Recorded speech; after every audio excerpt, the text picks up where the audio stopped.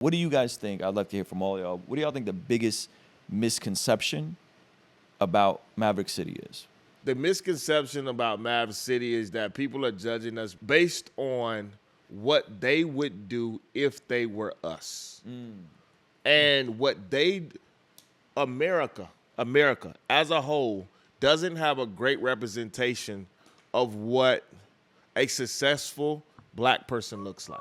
And so just give me a second here. When you said, and you said it brilliantly, you said it honestly, you said it authentically.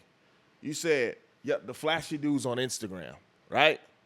I don't really see us as that flashy because I know people of my same level of affluence that are far more flashy than me.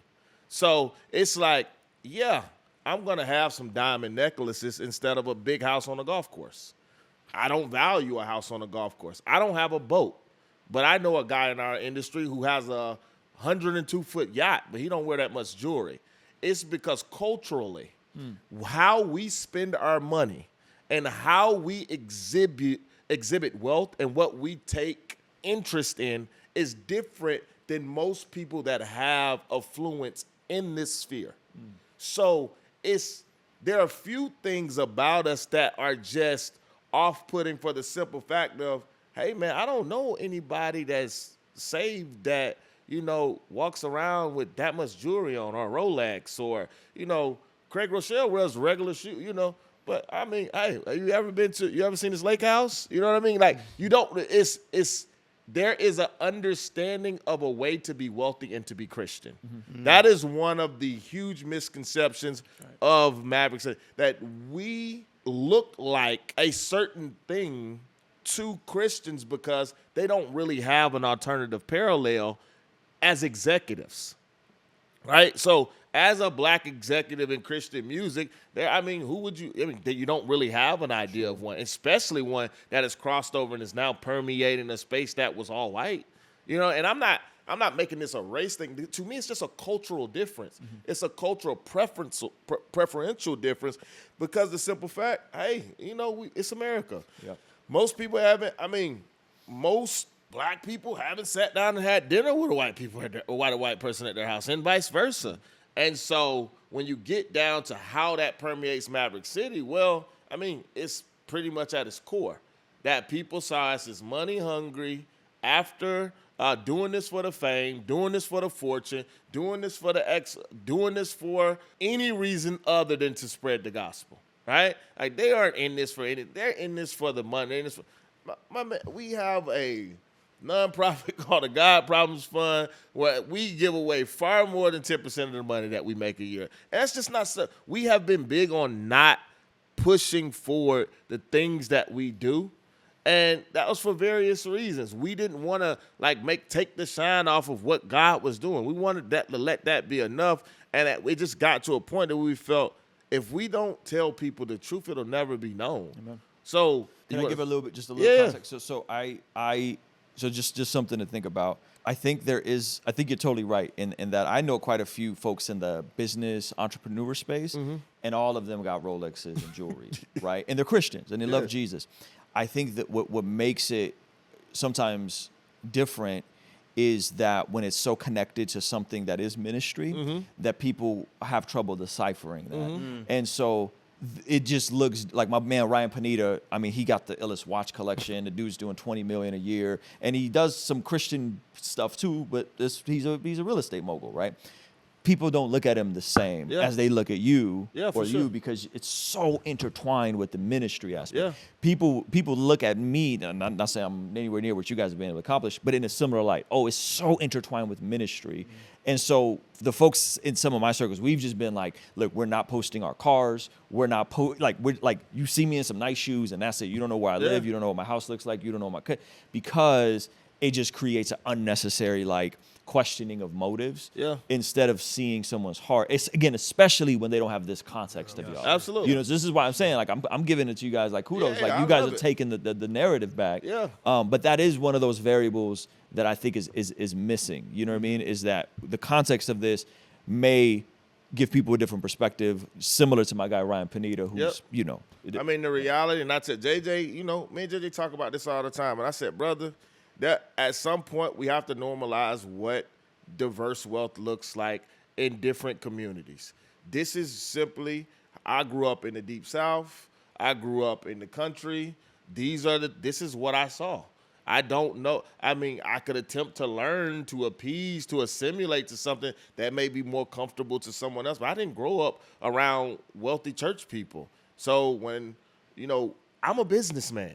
Yes, I'm a businessman. I was a marketing CEO, millionaire before I was ever involved in anything that had any. Go ahead. I was just gonna say, I do want to give you props though, because I do feel like what you guys, now this is the flip side, is there is a need for young men to see the aspirational. Sure. Yeah. Right. And so if they don't got you guys, and I just don't want to deal with the hassle of showing what car I drive. I don't want to deal with that. I think you have that, and I'm not going to cut you. I think you have that. You have that option as a white man in the United States of America. They have enough other examples, young white boy. They have enough other examples that they can aspire to, that can show them ways of living and inspire that are safe. Yes. If I were to ask anyone to name 10 African American or diverse entrepreneurs that don't play sports, there's nothing wrong with playing sports, that don't sing, that don't rap, that are not actors. Yeah. And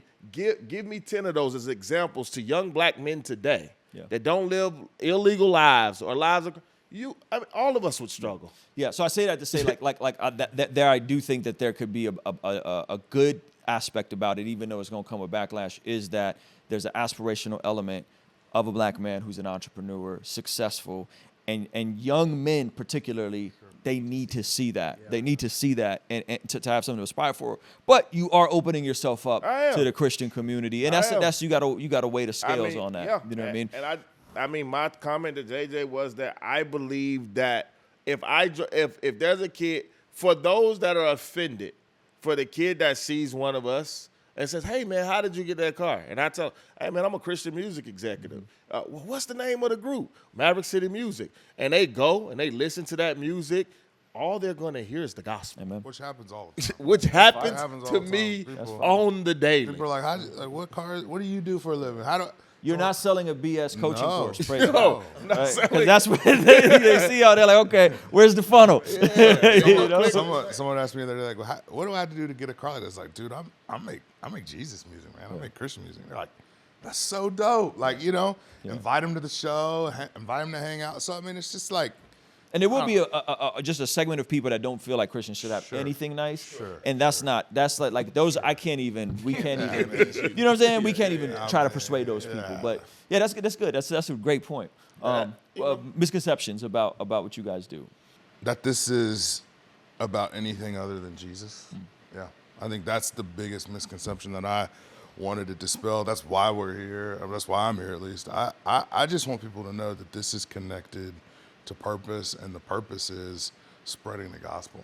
If, at the end of my life, as we talked about this earlier, standing before the Lord, I want to give an account that I used all of the resources, all of the energy, all of the platforms to make him famous and to point people towards him. And so I think giving us space to talk about some of the decisions we've made, to talk about some of the way we even think about why we do certain things, helps people to understand that, man, this is not about anything other than Jesus. Yeah. Misconception. I mean, I think I echo a lot of what's been said already, but I think a common one is that Maverick City, this entire movement, should be held to the same standard as people have seen in the industry to date. Because I think Maverick City has proven itself to be an anomaly, and that doesn't mean that you throw the standard out. It just means that maybe the standard wasn't actually the standard. Maybe as finitely as we as an industry were thinking about what was possible, we also limited what should exist, how it should look, who should do it, what form it should take. And we evolve as, and I'm not saying evolve without restraint. I'm just saying we grow and expand in our understanding of what's possible when we see things. That's good. I feel like I hijacked y'all whole podcast. Yeah. No, not at all. What's the point? Hey, thank you so much for checking out the video. Please be sure to comment below and subscribe and all that good stuff. And check out this other video that YouTube seems to be recommending just for you. Let me know if they nailed it. All right? I'll see you over there. Peace.